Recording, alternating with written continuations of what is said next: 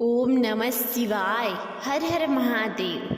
प्रिय भक्तजनों, आप सभी को भैया दूज की हार्दिक शुभकामनाएं। प्रिय भक्तजनों, आज कार्तिक मास के कृष्ण पक्ष की द्वितीया तिथि है, जिसे यम द्वितीया या भैया दूज भी कहते हैं। इस दिन बहन के घर भाई को जाना चाहिए, यह प्रथा प्रचलित है। इस दिन भाई की आयु वृद्धि और बहन को सौभाग्य सुख की प्राप्ति का वरदान मिलता है। बहन को चाहिए कि घर आए भाई को एक शुभ आसन पर बैठाकर हाथ पैर धुलाएं और विभिन्न प्रकार के उत्तम व्यंजन परोसकर उसका अभिनंदन करें। प्रिय भक्तजनों, आज के दिन भैया दूज की कथा सुनने से भाई को लंबी आयु होती है तथा बहन को अखंड सौभाग्य का वरदान प्राप्त होता है। आपसे निवेदन है कि इस कथा को आधा अधूरा न छोड़ें, इस कथा का पूर्ण श्रवण करें। और आपसे निवेदन है कि अगर आप हमारे इस YouTube चैनल पर पहली बार पधारे हैं तो इसे सब्सक्राइब अवश्य कर लीजिए, क्योंकि आपको हर रोज विभिन्न प्रकार की जानकारी, धार्मिक जानकारी तथा विभिन्न व्रत कथाएं सुनने को मिलेगी। प्रिय भक्तजनों, श्रवण कीजिए भैया दूज की कथा का। पौराणिक कथा के अनुसार यम और यमुना भगवान सूर्य की संतान हैं। दोनों भाई बहनों में अति प्रेम था, परंतु यमराज यमलोक की शासन व्यवस्था में इतने व्यस्त रहते थे कि यमुना जी के घर ही न जा पाते थे। एक बार यमुना जी से मिलने आए। भाई को आया देख बहन बहुत प्रसन्न हुई और भाई का बहुत आदर सम्मान किया। यम प्रसन्न होकर बोले, मैं तुमसे बहुत प्रसन्न हूँ बहन, तुम मुझसे जो भी वरदान मांगना चाहो मांग लो।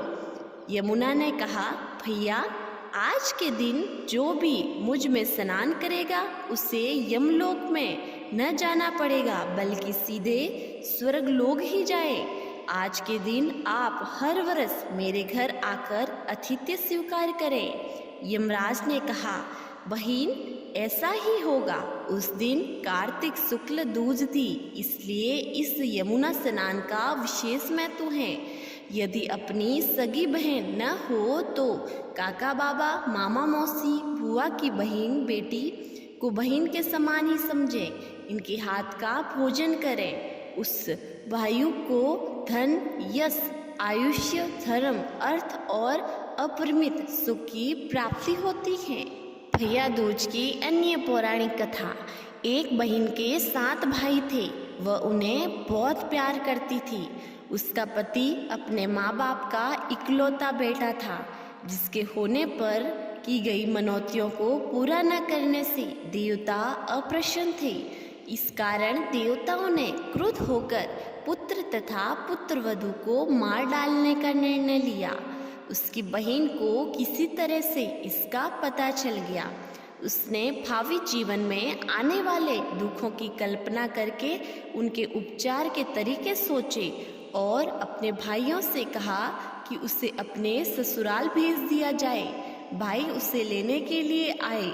बिना बहनों के भेजना नहीं चाहते थे, लेकिन बहन जिद पर अड़िग रही कि कुछ भी हो तो वह तो आए भी तो अपने ससुराल जाएगी। जब वह नहीं मानी तो भाइयों को मजबूरी में उसे ससुराल भेजने की तैयारी करनी पड़ी। डोली में बैठने से पहले बहन ने अपने पास दूध, मांस तथा ओढ़नी रख ली। थोड़ी दूर जाने पर देवताओं के प्रकोप से एक सांप ने उसकी डोली का रास्ता रोक लिया। उसने तुरंत सांप के सामने दूध रख दिया और आगे बढ़ गई।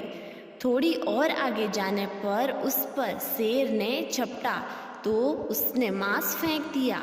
शेर का ध्यान मांस की ओर चल गया और कहार डोली लेकर आगे बढ़ गई। अब रास्ते में यमुना जी थी। ज्यों ही कहार डोली को यमुना से पार करने लगे, यमुना ऊंची लहरें उठाकर डोली की आत्मसात करने लगी। तब बहन ने ओढ़नी समर्पित करके यमुना की लहरों को शांत किया। नववधू को बिना बुलाए घर आया देख ससुराल वाले आश्चर्य में पड़ गए। बहन ने आदेश दिया कि उसके गृह प्रवेश के लिए घर के पिछवाड़े फूलों का दरवाजा बनाया जाए। दरवाजा बना, लेकिन ज्यों ही वो उसे पार करने लगी, द्वार उस पर गिर पड़ा। फूलों का दरवाजा होने के कारण उससे बिल्कुल भी चोट नहीं आई। घर में प्रवेश करके उसने सबसे पहले स्वयं खाना खाने लगी तो उसे खाने में सूंचा कांटा मिला, जिसे उसने एक डिबिया में रख लिया। शाम को घूमने का समय हुआ तो सबसे पहले उसी ने जूते पहने। जूते में काला बिच्छू था, उसने वह भी डिबिया में सहेज कर रख लिया। रात हुई तो उसने फिर जिद की कि सैया पर पहले मैं ही सोऊंगी। बहू का हर काम के लिए पहल करना यद्यपि किसी को अच्छा नहीं लग रहा था, लेकिन परिस्थितिवश सब हो रहा था।